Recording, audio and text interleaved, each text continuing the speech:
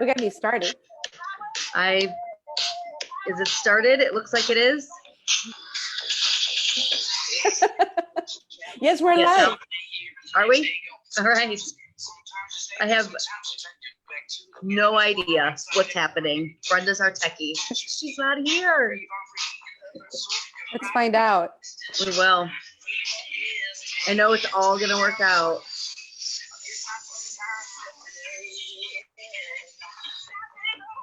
All right, I might have to watch you guys on here. Welcome to the drive, everyone. I'd love to know if you see us live and what's happening, because I am left to my own devices with Brenda being gone. We're live. We are live. We are live. Yay. Right. Welcome, everyone. So I'm going to be doing this a little, I don't know, I'm gonna have to wing it. But for those of you that don't know, this is the Drive Talk Show. I'm Kat Hoyer, and my partner in crime, Brenda Colter, is actually gone right now, but for a very good reason. She is part of this amazing organization in Akron called Torchbearers, and it's she was just accepted into the organization this year, and it's for emerging leaders in our area. And I asked her, I'm like, well, how would you describe it? She said it's kind of a boot camp for leadership. So it is a huge honor in our area to be a part of it. And I'm super proud of her. She doesn't toot her own horn enough for the things that she's accomplished and she's a part of. So I will do that. Honk, honk. So some of you need to go back a couple episodes to know how funny that really is.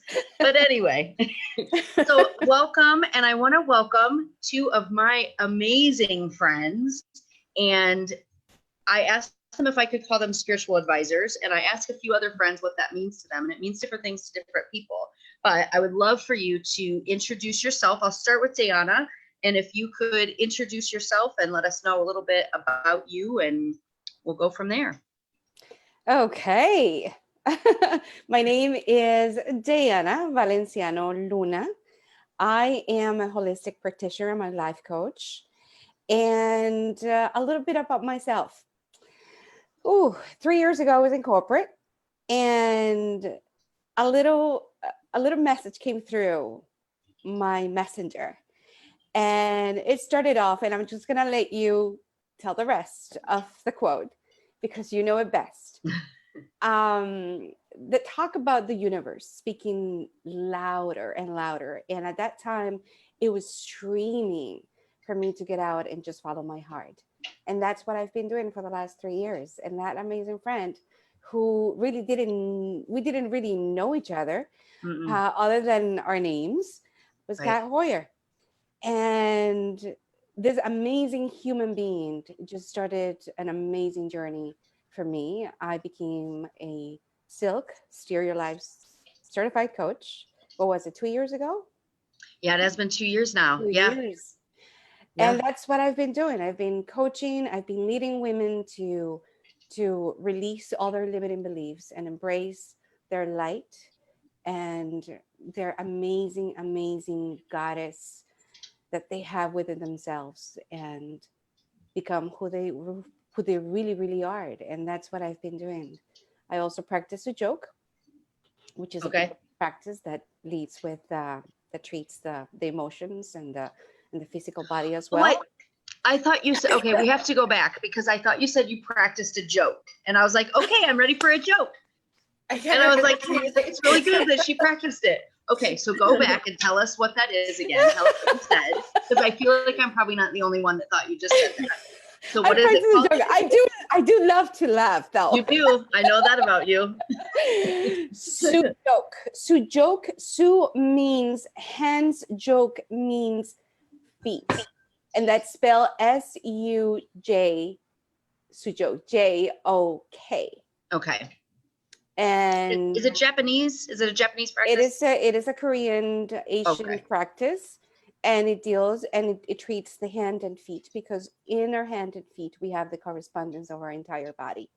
So it is based on acupressure, but we use seeds, organic seeds, and color therapy, and as well as energy healing through Reiki. So it's a combination and incorporation of all the practices in one. So it's beautiful. Awesome. So yeah, when we met, it's crazy to think that it was something like this. Now we've met in person a few times. Yes. So we've been able to do that in Miami and Denver. So but yeah, most of our interactions have been through Zoom and other programs. So yeah, awesome. Well, welcome and thank you for being here. Thank So you for Robin, having me. tell us about yourself. And Yeah, well, I go by Robin Marie. I am a spiritual advisor. I do use that title because it kind of seems to encompass everything that I do.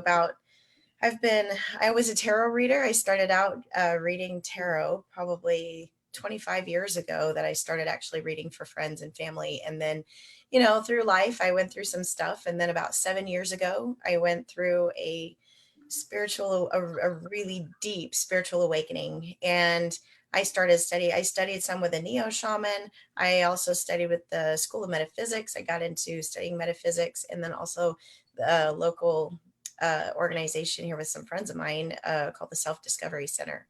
And so I started teaching classes with them after I took their curriculum and started teaching classes. But ultimately, my goal originally was to be a dream analyst, because I had a rather traumatic childhood and I dealt with a lot of nightmares, and learning how to control that and learning how to,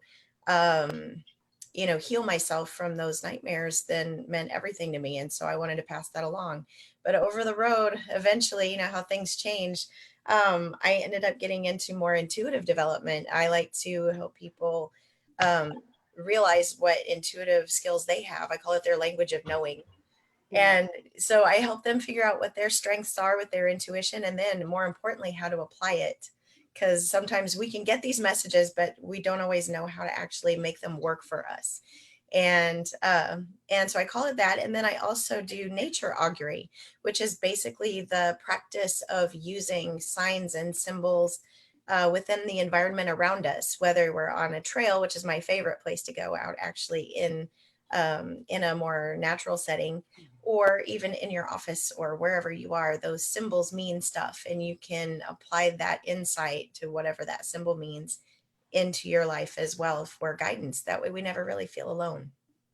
can I put you on the spot right now and ask you about something that, because I know you're going to be on the spot. So we're in, I'm in our office space right now in downtown Akron. And I feel like maybe I've told you this story because it wasn't traumatic. I don't want to say it was traumatic, but it was dramatic.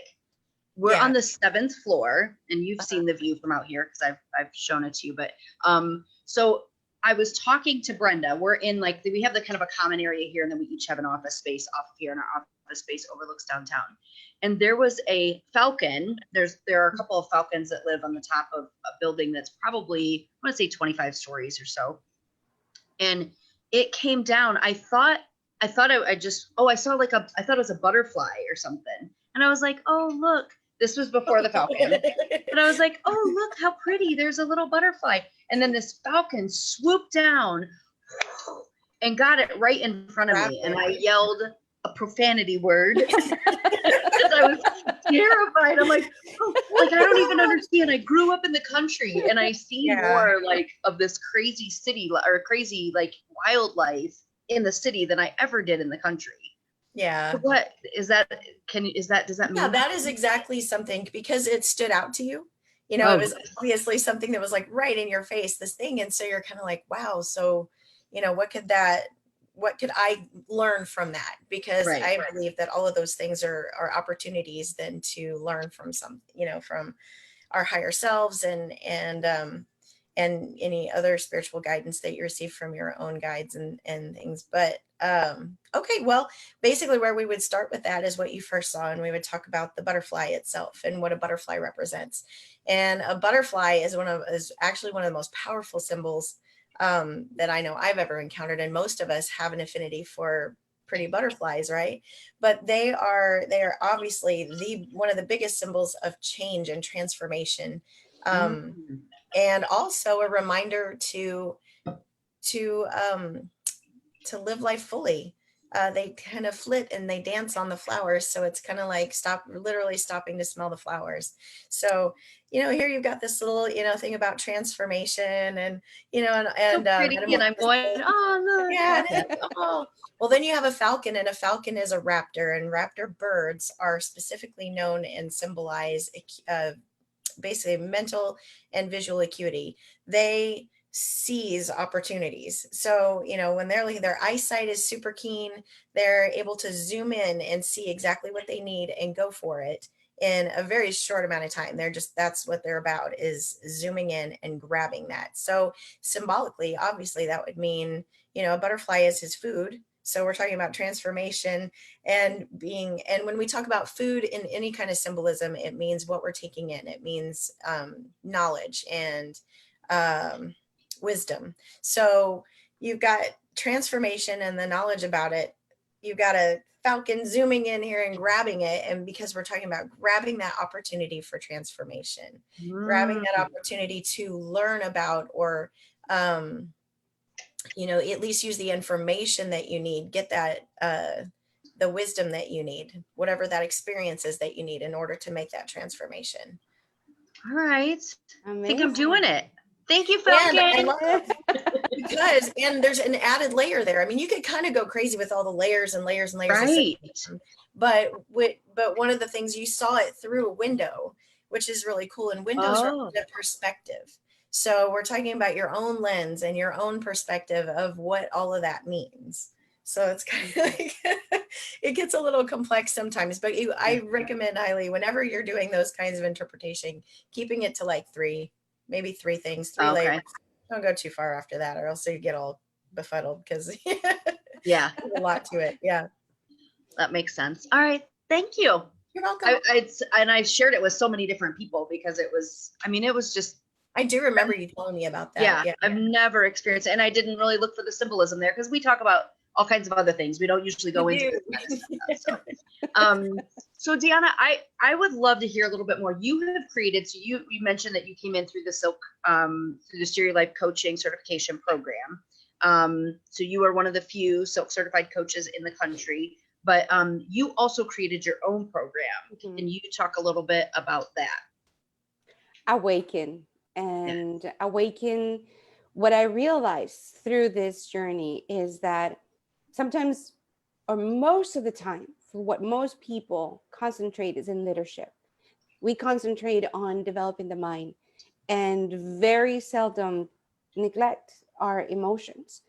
And it leads us truly to the spiritual awakenings, because we really need to have a balance. We need to have the mind, the body, and the spirit, the soul, all aligned, synchronized, and harmonized, so we can be the best version of ourselves. Whatever it is that we came to this earth to be, we need that balance. And so I was developing my mind. I was going into literature, thinking that it was personal development. In fact, it was. There was something missing, because I felt empty. I felt confused. I felt sometimes unworthy. And I said, but I'm doing all these things. And yet, and for many years, I've been in personal development for almost 30 years. And I said, I've been doing all this work and still feel empty and alone and lost at times.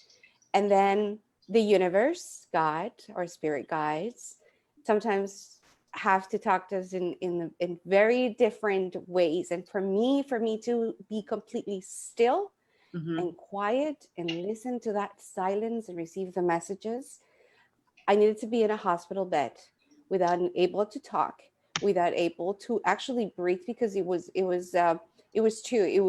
respiratory problem that led me to a whole week in the hospital. And as soon as I got into the room, I looked at my husband and I said, I know why I'm here. I need to go within. And that's when my journey started. I didn't know where to start. I didn't know where to go. I had no idea who could lead me or guide me. So all I asked, please guide me. And that is that in that surrendering, without wanting to control anything. Just letting go of the outcome. Letting go completely of the outcome. And I said, just let me. And it was incredible because as soon as I got out of the hospital, it was just like a light bulb. Oh, you need to go here.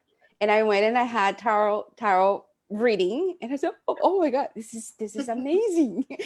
And it just led me to people. Literally, some people just came into my life for a period of 3 months, led me to the next level, and it led me to a different person. Mm-hmm. And ultimately, I joined an amazing group, a circle of spiritual people that is in this path. And my teacher, Meenakshi Suri, that I need to mention. And she was the one who actually led me into this. I've been with her for 1.5 years. And it's been a year of introspection. I created Awaken to actually become, embrace, and share your light, because we don't do anything if we gather all this knowledge and we grow if we're not actually sharing what we have learned. We need to pass the torch. Mm-hmm. And let that butterfly just fly on its own. And that's what I've been doing. I created the Awaken program, which is a 6-month program. I created the Feed Your Soul journeys to Costa Rica, because you need to connect with nature to be grounded. We have the same energy as nature. And so when we connect deeply and understand that connection, we're incredibly, we become visionaries. We can receive that inner peace, mm-hmm. and project it out into the world.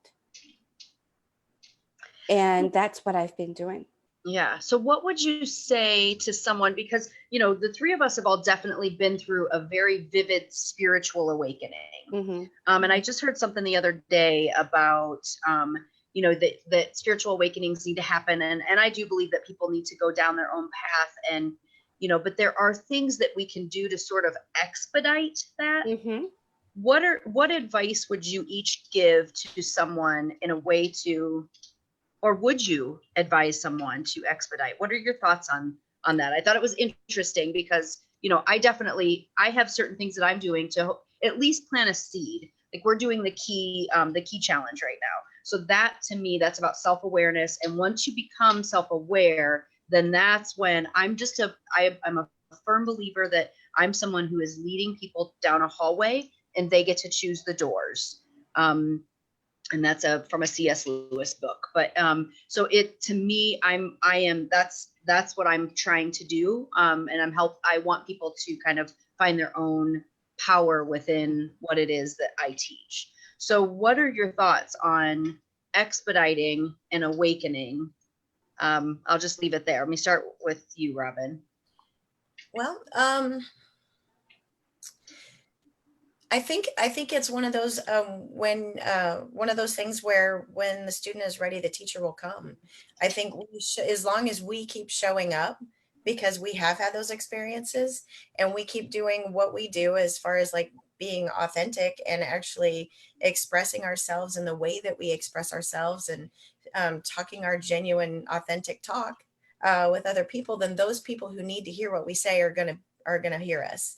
And I don't think there's never going to be too many of us that speak our own language, because the people that need to hear us, they're going to find us that way, mm-hmm. in whatever way they need to hear it. But I do think you're right. It's very individual. It's going to be when that person, because I can't tell you probably how many times I was exposed to or had opportunities to learn from different things, but it wasn't my time to do so.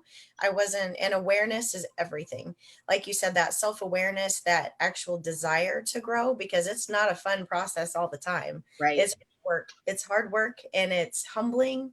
And I love what Dana said about surrender, because that's one of the biggest parts. You have to be able to sit back and say, okay, I'm going to listen, instead of, and sometimes we do need those passive moments just as much as we need to be taking steps, because you can go too far the other way as well and just try to force things along, but it doesn't work that way. Mm-hmm. But yeah, I kind of think, letting people, being just us showing up and letting people see us as either an example or even just walking with them. The name of my business is Walk With Me Guide. Walk with me, spiritual guidance. It's because I'm on the road too, guys. It's like Right. We all are. we are. Yes. Sometimes we're a few steps ahead, and sometimes we're a few Mhm. steps behind, whoever it is. But we're all in it together. So as long as we keep going, then it'll happen. Yeah. So how about you, Dana? What are your thoughts on expediting that awakening or just in general about the awakening process? I agree with both of you, and I've had that experience where you want to intervene and you want to make somebody awaken. You can't, because it's not their time, and it only builds frustration, and it creates tension between relationships if it's someone close to you. If it's ourselves, I've learned, and we have talked about this, I've learned to crack myself, but that's because I've experienced, I've enjoyed the fact that, oh, these emotions are telling me something. I want to become, I want to be curious. I wonder where this is going to lead me. And I get excited, but not everybody feels that way, because it is uncomfortable and sometimes it's very painful. I remember when I was in those moments of cracking up and opening up, and I was bawling at times, and I allowed myself to cry, and I allowed myself to feel. And I would call my teacher and I said, I can't go today. I'm too emotional. And she would say, come. And I say, I don't understand this. The moment I allowed myself to go through this process, I would feel much better. So it is on their own time. It could be as it's known as a Tori moment, which is full of enlightenment and, oh my God, this is beautiful. Or a Kensho moment, which is really dramatic, an illness, a breakup, a loss, and it just wakes you up. And sometimes we even go through those moments and we don't wake up. So it is in our own time, when we're ready, when we have gathered all the tools. And that's something that we need to understand. When we're going through these challenges, we have already been given the tools to overcome them. Sometimes we don't even know. Right. Yeah. And I would say too, with that process, especially like right now, as I'm sending out every single morning, I'm sending out a question for people to kind of challenge. Literally, it's called the key challenge. It's meant to challenge them. And I know that some people just aren't ready for that. And, I've gotten to, this has helped me, this challenge has helped me really hold space for people who aren't ready. I've had a few people, because I send out about 50 texts every morning, and I send positive energy with every single one. And I've had a couple people who have replied back, stop, because it's it says cancel it, if you want to cancel at any time. And I think we've had 3 that have opted out. And of course the ego human side of me is like, oh! And then, but what you're talking about with the allowing, because I allow those feelings, I'm like, ooh, I noticed that. I don't try to change it. I don't try to, I don't try to make it mean anything as much as I listen to what it means. And it means that I want people to do better. I want people to be better. I want people to feel better. And if it's not their space, it's not their time, that's okay. I'll be here when you want to come back. And so I think it's really important when we do, I guess my point of that is to allow those feelings, first of all, helps them. And actually, if you allow those feelings, it helps them pass much more quickly. Yes. Like I had a really shitty week, and I allowed myself to really, really cry over, some things that were just not going well. And like in 10 minutes of a really heavy, just sobbing, I'm like, okay, next, I was ready to go. I didn't have like days of feeling like crap because, I had this kind of week. So I think that that's really important. And I think that for other people too, to know that if it's not your time, if this is too painful, or if you need to seek, sometimes, we've talked about traumatic childhoods and things like that. Sometimes we need help beyond just what we can find ourselves. Yes. But to know, I think to your point, Deanna, that the tools are there.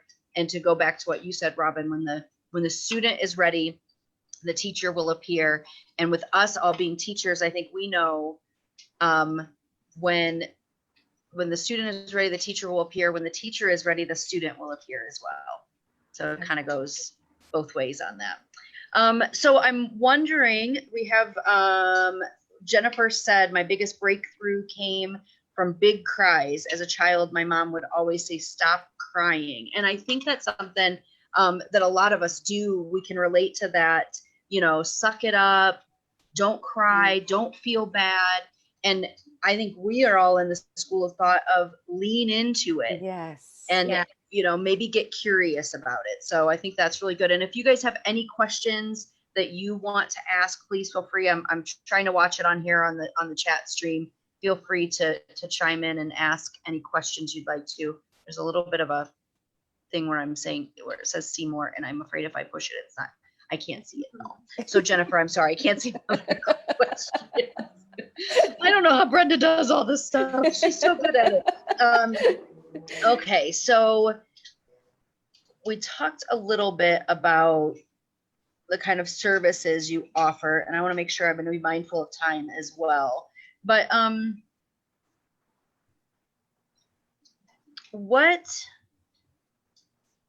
advice do you have for people? I mean, we talked about, you know, the awakening part of it, but what are some things that they can start to do on their own to whether it's become more self-aware? You know, for me, everything that we do is built around self-awareness. So, you know, I would say do the key challenge, or start journaling, or start getting curious, or take STEER 101, or, you know, something along those lines, to really start to pay attention to their thoughts would be that was my first, oh gosh, I say that and then I think about about 12 other things that helped me in that process. So I won't say my 12 things, because I bet that one of them are things that you guys have done. But what advice would you give to people who have that desire to grow and they're not quite sure what step to take?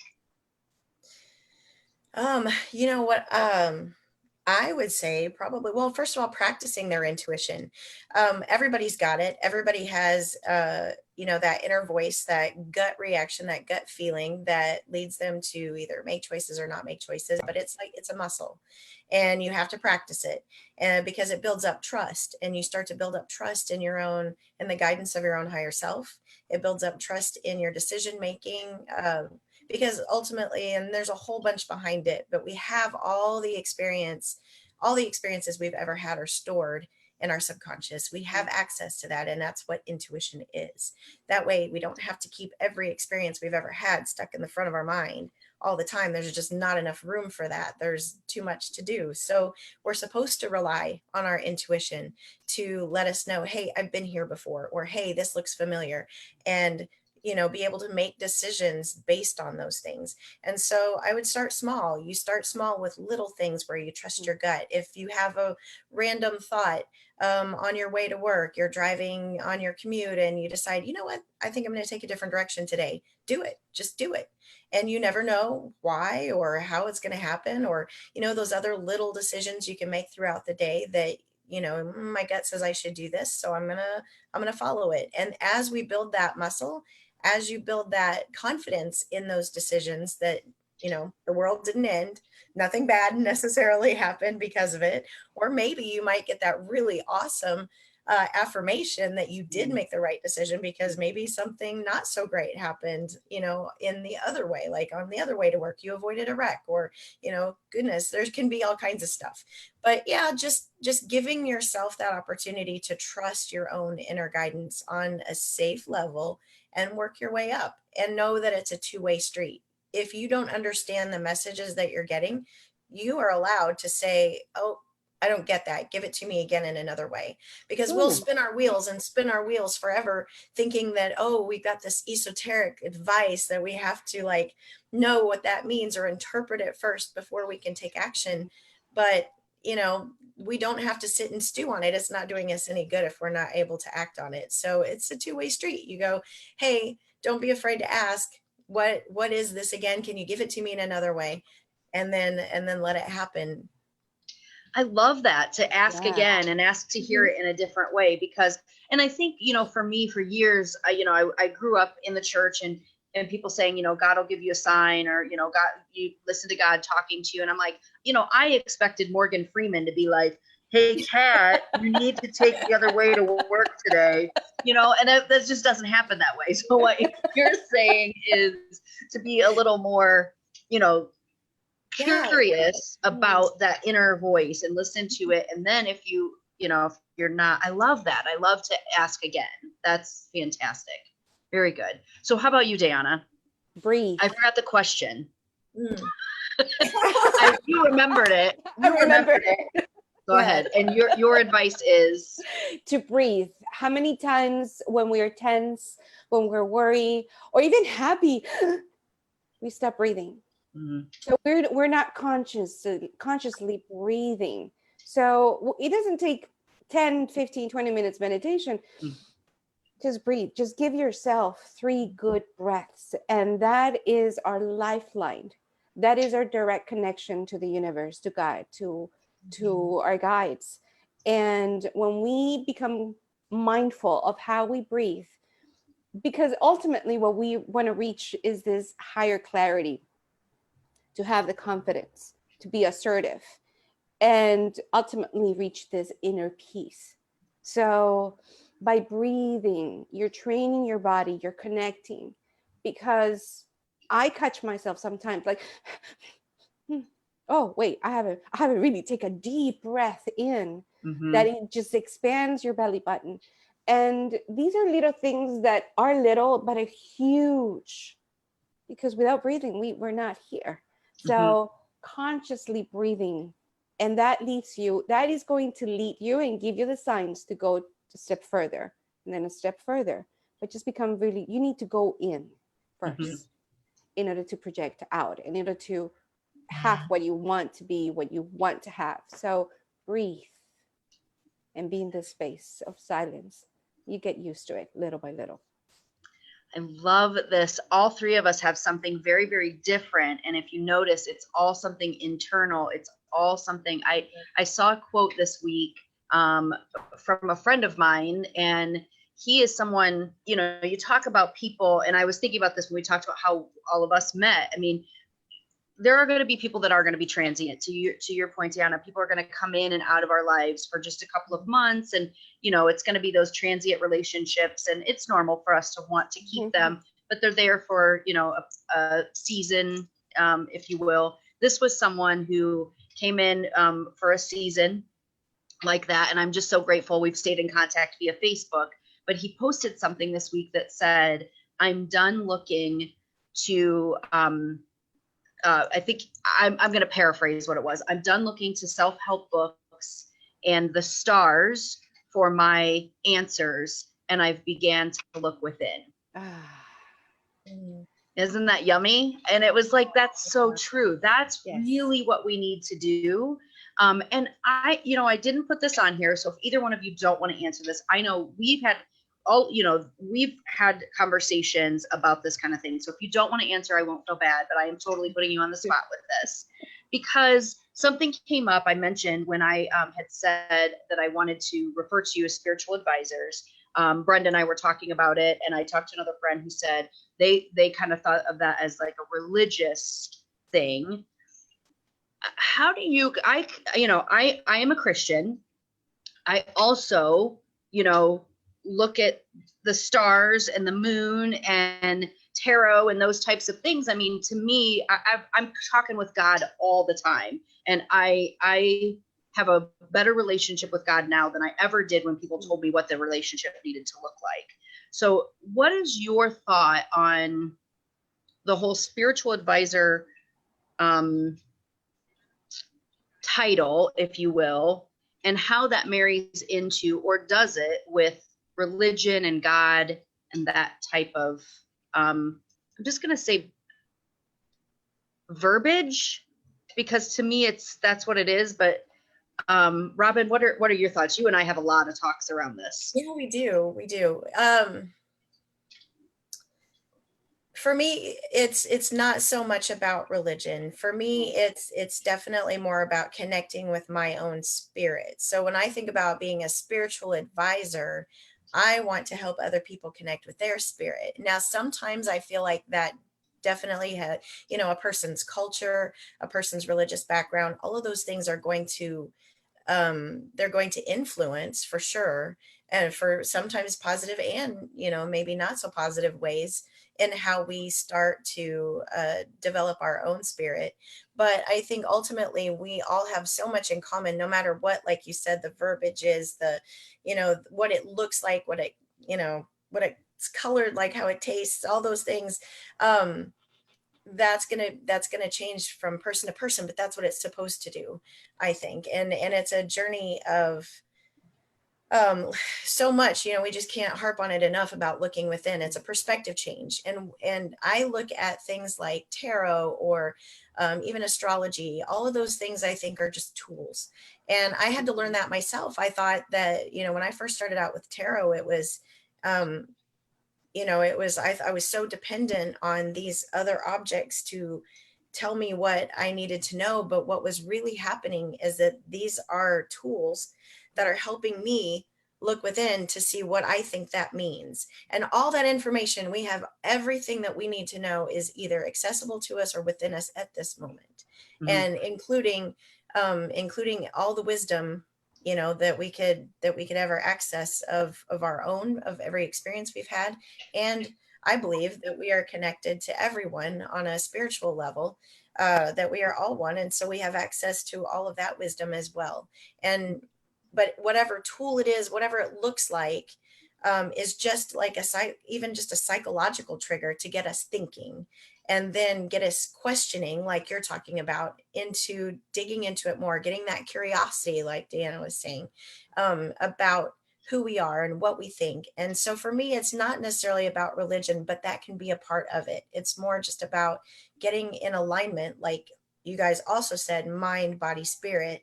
We Mhm. need to be also aligned with our emotions and our own spiritual selves, whatever it looks like, to then fully blossom into what we're supposed to be. Mhm. Awesome. How about you, Deanna? I know we've talked about this as well. uh I don't call myself a spiritual advisor. I know that I am in some ways, in different ways. It looks different, very different for different people. Mhm. I'm not religious. I am spiritual, and it is my quest, my responsibility as a human, having this human experience, to find myself, because I've never ended, and to guide others to find themselves as well. This inner, to find their inner compass, to dissolve this sense of separation, and just become one, as Robin was saying. Mhm. When we reach this unconditional love for ourselves, and we can see others with this unconditional love, we have reached this space where we can feel compassion, we can feel kindness, regardless of what they believe in, regardless what culture, what ethnic background, what religion they practice. Because at the end of the day, I I I I, I gather from different religions. Mhm. Mhm. And like Robin said, these are tools. At the end of the day, we are all into this path, and they all interrelate and correlate to one another.